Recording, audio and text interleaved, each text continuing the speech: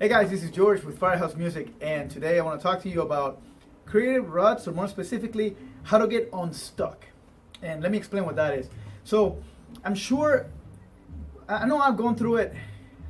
All my musicians friends have gone through it, and it doesn't just apply to music, but to a lot of different things. You start doing something, you're excited, you have that fire, that passion, and you want to practice all the time. Maybe you have your brand new guitar or whatever, your new instrument, and you're excited about it. But then as the weeks and months go by, then all of a sudden that fades away.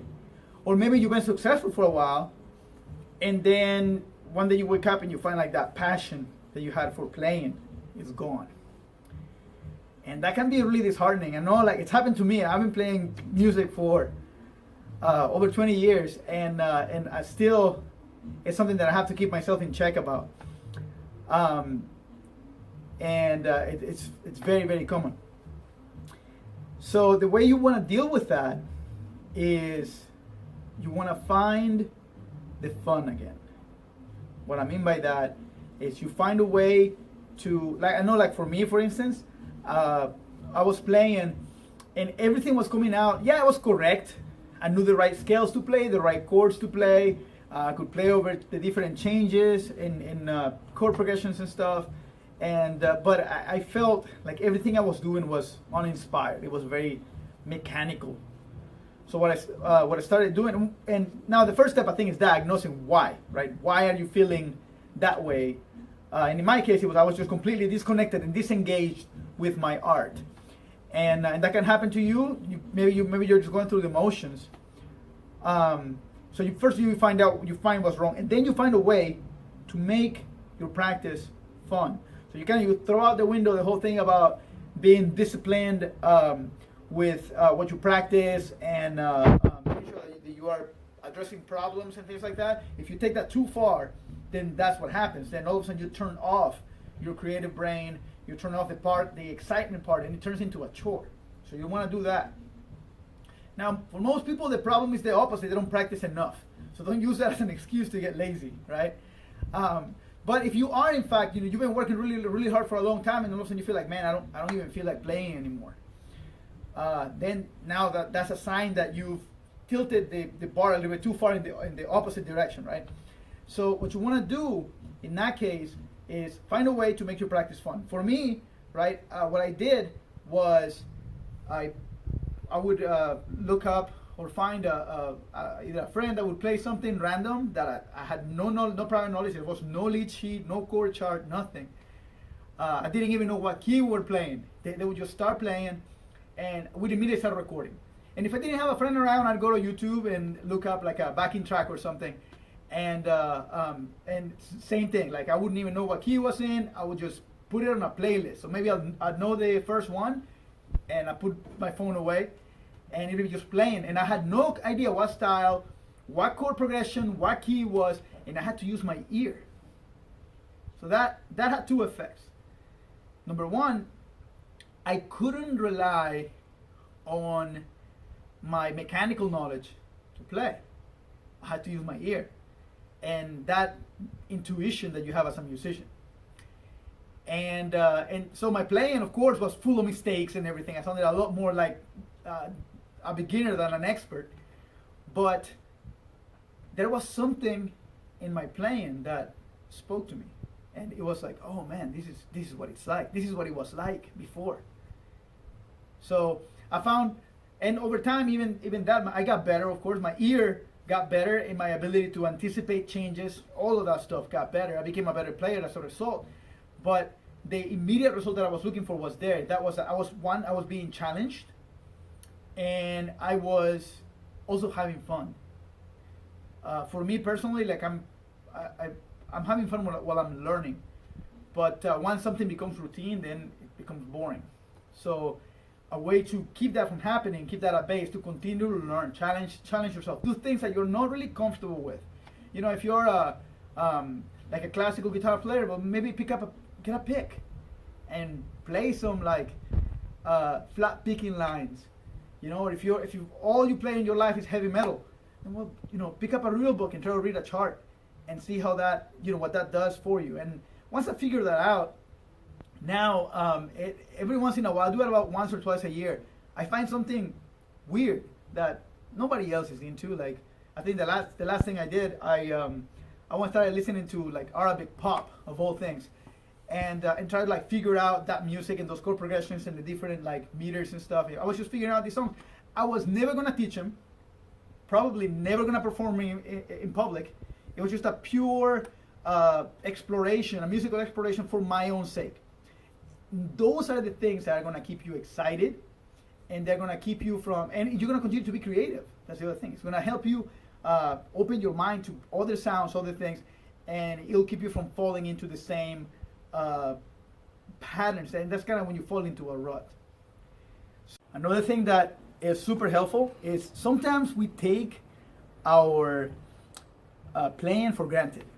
And what I mean by that is you've spent a couple of years, maybe a lot of years, developing your playing, and you feel like you're never quite good enough. And that's prevalent in people that are overly critical of themselves, and artists tend to be that way. Like, I'm my own worst critic. And there's a professor at Berkeley that he published a book, and I wish I remember the name, but the name of the professor is John Damian, and the name of this exercise, he called it like the super amazing time machine exercise. And you're immediately intrigued because that title sounds amazing. And all it is you take your guitar and you flip it, and you try to play something that you've always played, like the pentatonic scale or an E chord, the very first thing that you played on the guitar, right? An E minor chord. But now your hands are reversed. And it's eye-opening, because all of a sudden you're all clumsy with your pick, and your left hand can't figure out what to do, your right hand can't figure out what to do on the frets.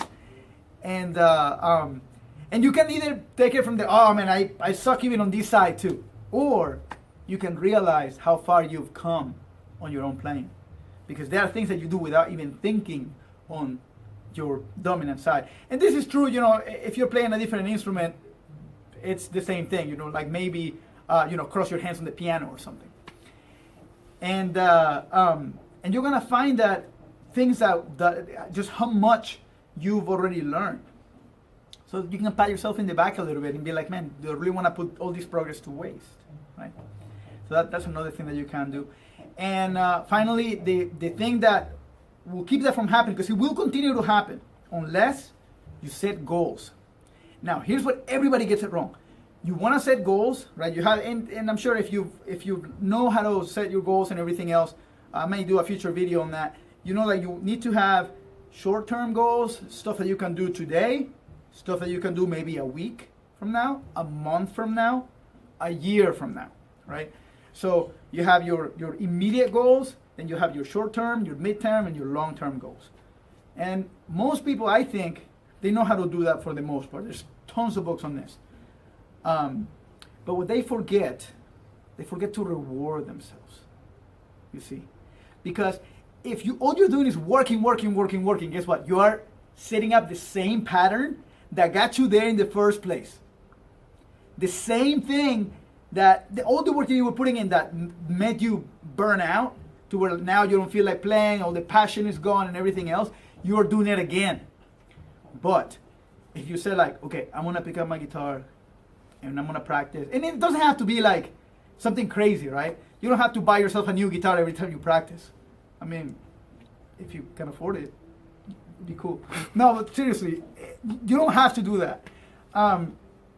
It could be something simple like, okay, I'm gonna, if I practice for 15 minutes, if you're a beginner, right? Okay, if I'm gonna practice my lesson and do my technique and everything else and all the boring stuff, right?